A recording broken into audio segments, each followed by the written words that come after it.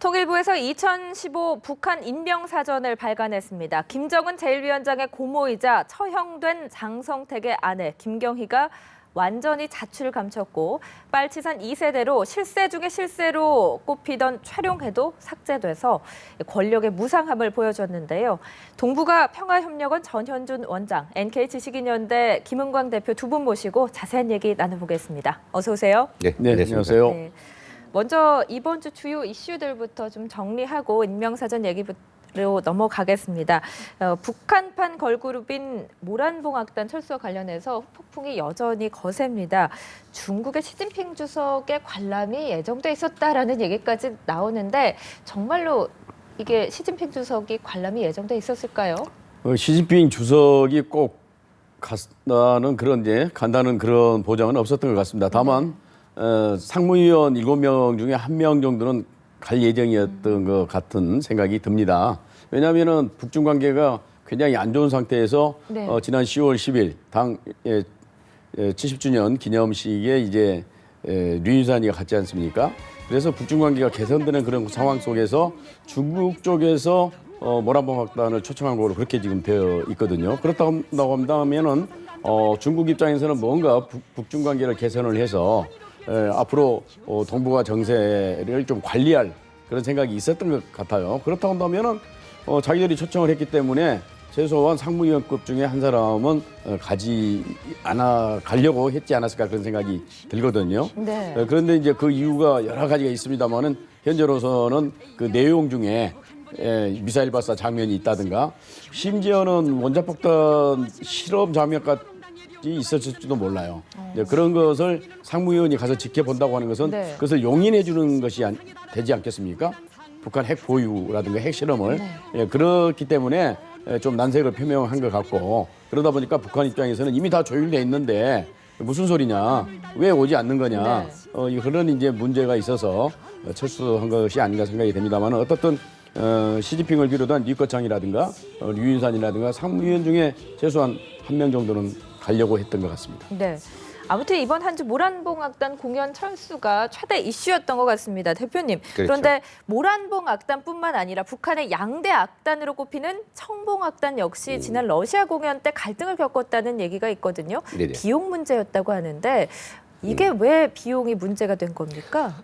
지금 뭐 북한은 예하 사정 때문에 네. 일단 뭐 예술단이나 기타 뭐 관련 뭐 체육단도 그렇고요. 기본적으로 해외 파견할 때 그 비용이 좀 만만치 않으니까 가급적이면 뭐 다른 나라의 지원을 받아가지고 또 초청 국가의 어떤 후원을 받아서 하는 것이 기본적인 관례로 이제 되어 왔죠. 러시아에 방문했던 청봉 악단도 사실은 공연을 하고 나면 그 공연 뭐 수임이 있지 않겠습니까? 그 수임을 가지고 자기들이 이제 체제비라든지 네. 그리고 또 이제 그와 관련된 기타 다른 비용들이 이제 충당을 했으나 이 청봉악단이 별로 이제 러시아 사람들이 어떤 정서하고 맞질 않아 가지고 공연 수입이 예상대로 안 나왔죠. 그래 그걸 가지고 하려고 했던데 이게 잘 계산이 안 맞으니까 러시아 측과 좀 이게 어떤 의견 차이가 생기고 이것 때문에 뭐 상당히 러시아로서는 불쾌한 생각이 들었다고 이제 그런 보도가 있었죠. 네. 그런데 비용 문제는 비단 이번이 처음이 아니라 2014년 인천 아시안 게임 때도 비용 문제를 또 겪지 않았습니까? 북한은 어떤 생각인 걸까요? 뭐 초대하는 나라에서 또는 다른 나라에서 비용을 다 대줘야 된다고 생각하는 겁니까? 아마 그게 좀 관리가 돼 있는 것 같습니다. 네. 그러니까 초청한 측에서 당연히 부담을 해주겠지만은 자기들이 비용을 대고 참가해야 될 그런 체육 행사까지도 상대방에서 대줘야 되는 네. 그러한 식으로 그동안에 좀 버릇이랄까요? 뭐 그런 습관이 돼 있지 않나 그렇게 생각이 듭니다. 저희들도 옛날에 이제 북한 다닐 때 보게 되면은 네. 그러니까 초청자 측에서 비록 되는 것 만찬을 하는 것처럼 돼 있지만 실제로 비용은 가는 사람이 되는 이런 또 비용을 직접 지불하고 만찬을 그러니까 먹어야 되는 초청은 건가요? 자기들이 네. 한 것처럼 하지만 실제적인 비용은 또 남측에서 되는 경우도 네. 있었습니다. 예를 들자면 또 일본 같은데 조청년의 그 학생들에게 옛날에 김일성이라든가 김정일이 장학금을 줍니다. 그 사람이 직접 주는 것처럼 하사금을 네. 내려준 것처럼 하지만 실제에 있어서는 조청년에서 그걸 부담을 해서 마치 김일성이나 김정일이가 하사금을 또는 장학금을 주는 것처럼 그런 식의 행사들이 많이 있어요. 그래서 이번에 물론 저는 이 근본 사건이 비용 문제라고 생각하지는 않습니다. 네. 어차피 중국에서 초청을 했기 때문에 중국에서 부담을 했겠습니다만은 전반적으로 봤을 때 북한은 워낙 이제 외화가 없고 돈이 부족하고 가난하기 때문에 다 그런 건 아닙니다만은 가난이라고 하는 것을 핑계로 해서 상대방에게 비용을 이렇게 부담시키는 그런 관행들이 좀 있습니다. 네. 이번에 모란봉악단 공연 철수와 관련해서도 이런 부분에서 문제가 생겼을 가능성도 있다라고 볼 수 있는 거네요.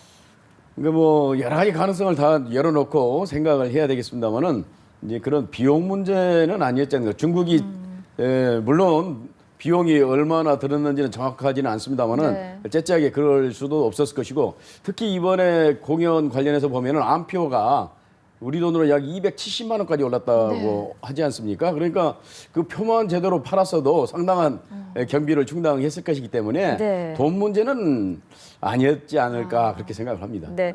이런 가운데 북한이 김정일 사망 4년을 맞았습니다. 3년 탈상을 끝내서 그런지 좀 차분하게 지나가는 것 같은데요. 어떤 이유로 해석해 볼 수 있을까요? 예, 보통 이제 북한은 유교 국가다. 네. 이제 그런 얘기를 많이 합니다.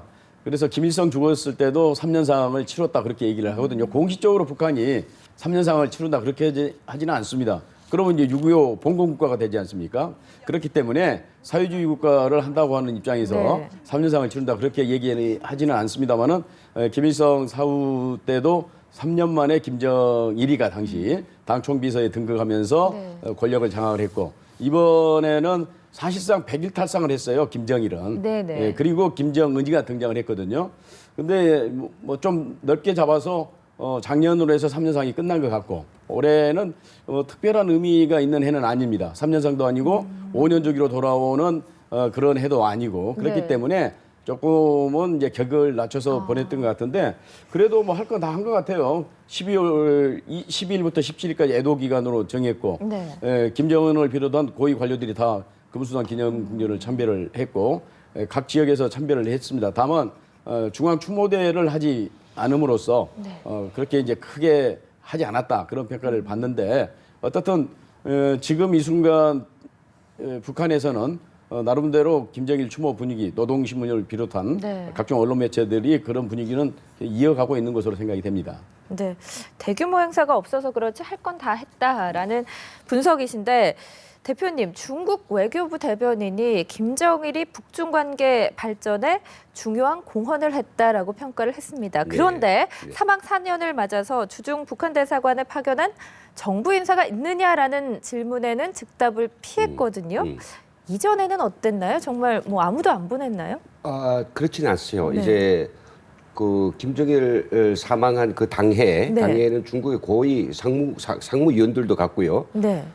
그리고 이제 3년 탈상할 때도 이제 중국 정부는 자기들의 어떤 적정한 그런 저기 정부 대표단을 보냈어요. 네. 그 어디를 가느냐면 베이징에 있는 중국 주중 북한 대사관에 네네. 그렇게 이제 조의를 표하기 위한 그런 어떤 공간들 립석을 만드는데 거기 찾아갔죠. 그러니까 이번에 이제 그 정례 브리핑하면서 기자가 물어봤죠.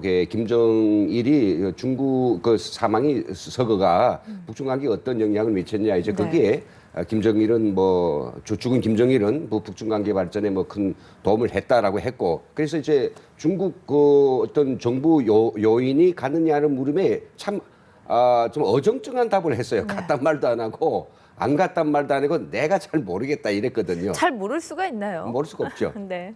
브리핑인데 그래서 이제 그걸 보면서 참 석연치 않구나. 요즘 북중 관계 바로 저거로구나. 네. 누구도 모란봉 예술단이 그 철수한 그 사건을 계기로 해서 중국도 뭔가 자기들의 무슨 보낸 이유가 있을 거예요. 그 이야기를 하기 싫고 네.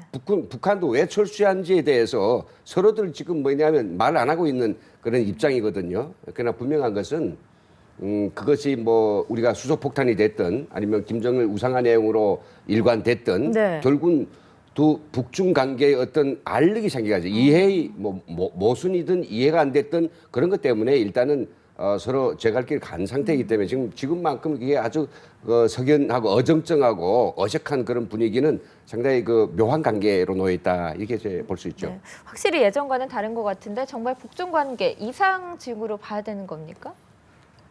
그러니까 저 하나의 사건으로 이상징후가 있다 그렇게 보기는 힘들 것 같고 네. 역시 이제 수소폭탄 발언이 북중 관계를 좀 악화시켰다고 생각이 됩니다. 아시다시피 중국도 지금 비핵화를 한반도 비핵화를 주장을 하고 있고 한반도 평화 안정을 위해서 노력하고 있는 그런 이제 상황. 그다음에 내년에 조선노동당 창건 이제 71주년이긴 합니다만은 네. 이제 당 7차 당대를 하지 않습니까? 이제 그런 과정 속에서 북중 경제 관계가 굉장히 좋아질 것 같은 그런 이제 분위기. 네. 이제 이런 상황 속에서 찬물을 끼얹는 듯한 그런 발언을 했기 때문에 좋을 리는 없지 않을까 생각이 됩니다. 다만 네. 이러한 분위기가 계속 갈 것인가는 좀 저는 의문입니다. 또다시 어떤 모란반 악당만은 아니겠습니다만은 좀 혼성으로 해서 다시 어떤 공연단을 중국에 보내가지고 북중 관계가 개선되는 방향으로 가지 않을까. 최소한 중국의 경제적 지원이 없이는 내년 7차 당대를 성공적으로 하기는 어려울 거란 말이죠. 네네. 그러면 북한도 북중 관계 개선을 원할 것이고 중국도 그렇다고 그래서 북한을 내칠 수는 없는 거 아니겠습니까? 그런 측면에서 저는 최악의 상황으로 보지는 않습니다. 당분간 좀 냉각기가 필요하겠습니다만은 그리고 아까 이제 김정일 죽었을 때 말씀을 잠깐 하셨는데 그때는 후진타오 주석이 직접 그 주중 북한 대사관에 네. 가서 조문을 했습니다. 네. 북한은 가지는 않았습니다만은. 네. 예. 일단 향후의 관계 개선 가능성은 좀 염두를 해둬야 될 것 같습니다. 예, 그럴 것 같습니다. 네, 김 대표님, 김정은이 집권 4년 동안 건립한 김일성과 김정일의 기념탑이 무려 250개라고 합니다. 왜 이렇게 선대와 관련해서 기념탑을 많이 만드는 건가요? 그것은 뭐 자기의 선친들의 네. 그 업적을 지금 먹고 그것을 이제 그 딛고 올라선 그런 어떤 독재의 권력이기 때문에 네. 과거에 자기 그 선친들의 업적을 이제 그 칭송하고 또 북한 주민들이 그 업적에 대해서 다시 상기시키는 것이 곧 자기에 대한 이런 그 승계된 충성으로 돌려받을 수 있는 거죠. 네. 그래서 이제 그런 것들을 뭐 계속해서 좀 하고 있는데 지금 숫자가 240개인데 240개를 4년 동안에 새롭게 세웠다는 아니고요. 네. 4년 중에 이제 예전에는 이제 뭔가 이렇게 그 큰 대도시나 공장기업소에 가면 영생탑이라고 있는데 그 영생탑은 위대한 김일성은 영원히 우리와 함께 계신다 이렇게 돼 있어요. 근데 그걸 싹 지우고 네. 240개 새로 250 다시 개요? 김일성과 김정일은 영원히 우리와 함께 계신다 이렇게 이제 고쳤단 말이죠. 그렇게 해서 더 많아 보이는군요. 예, 그걸 새롭게 또 만들고 더욱이 이제 그 돈을 많이 쓴 거는 엄청 많이 돈을 네. 많이 썼는데 그건 뭐냐면 김정일 동상을 세웠어요. 김정일 예전에는 김일성 동상이 이제 각 도 중요 공장 기업소들의 거의 한 뭐 속거상까지 하면 한 2만 개 정도 되는데요. 큰 금물을 올린 동상은 한 3, 40개 정도 되는데 아주 네. 크고 대형 군상. 근데 그 작은까지 하면 되게 많아요. 근데 이번에 원래 하나밖에 없던 김일성에다가 김일성이 너무 혼자있기 적적해서 네. 거기다 김정일 둘 같이 똑같은 그 기로 세워놨거든요. 그 돈이 굉장히 많이 든 거죠. 그렇군요.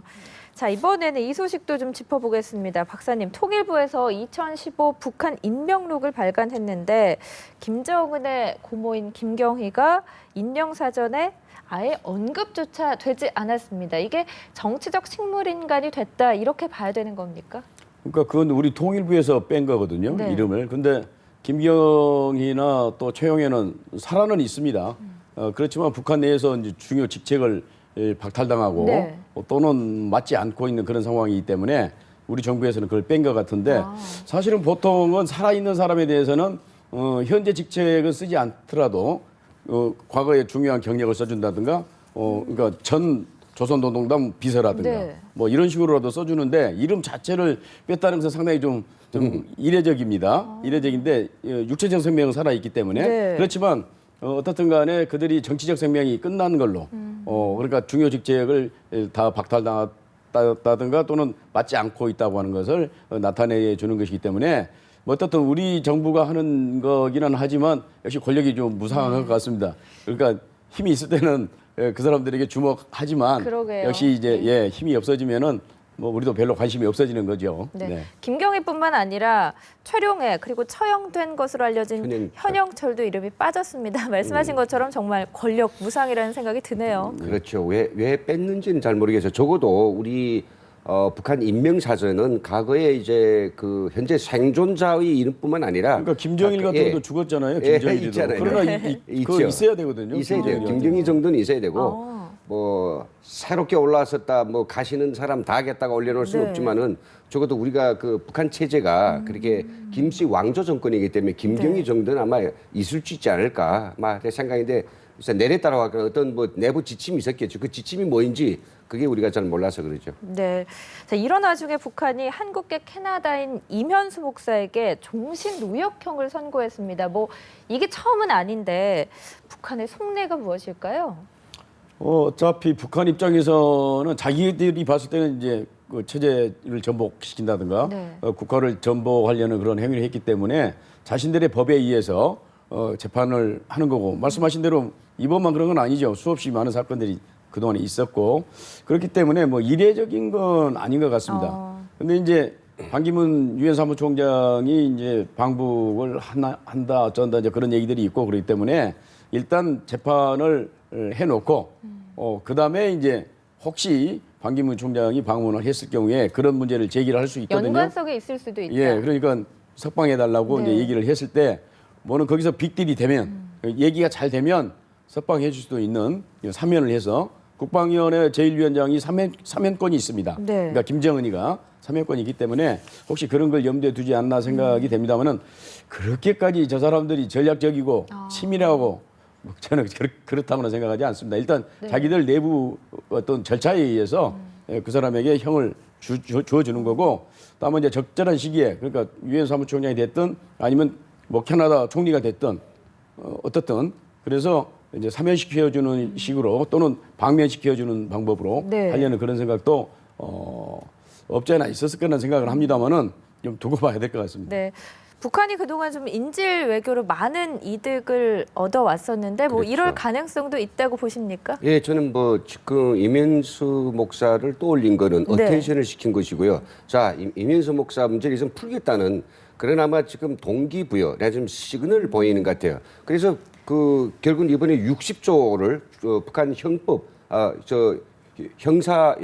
형법이죠. 형법 60조 반국가 음모 선동 모란죄거든요. 그거를 갖다가 해서 이제 그 장기 노동 교화형 종신 노동 교화형에 그게 처해했는데 이제 그거를 갖다가 누군가는 그것을 그 선처를 하면서 좀 용서를 해달라. 그래서 이제 모든 걸 면제해달라고 하는 누군가는 손 내밀어야 되죠. 그게 뭐 유엔 사무총장이면 더 좋겠고 아니면 뭐 캐나다에서 뭐 그런 정도로 이제 종신 갔다고 하니까 외교적 채널을 통해서 요구할 때 북한이 이렇게 큰 죄는 졌지만은 우리가 인도주의적 차원에서 이걸 석방시켜준다. 이렇게 하면 지금 자기들이 그 임목사를 붙잡아다가 구금하고 가진 못된 짓을 다 했는데 그런 것들이 결국 나중에는 북한이 아주 그 인도주의적 처사로 포장이 된단 말이죠. 예, 이런 것들이 지금 마지막 수준에서 지금 가고 있지 않을까 이렇게 좀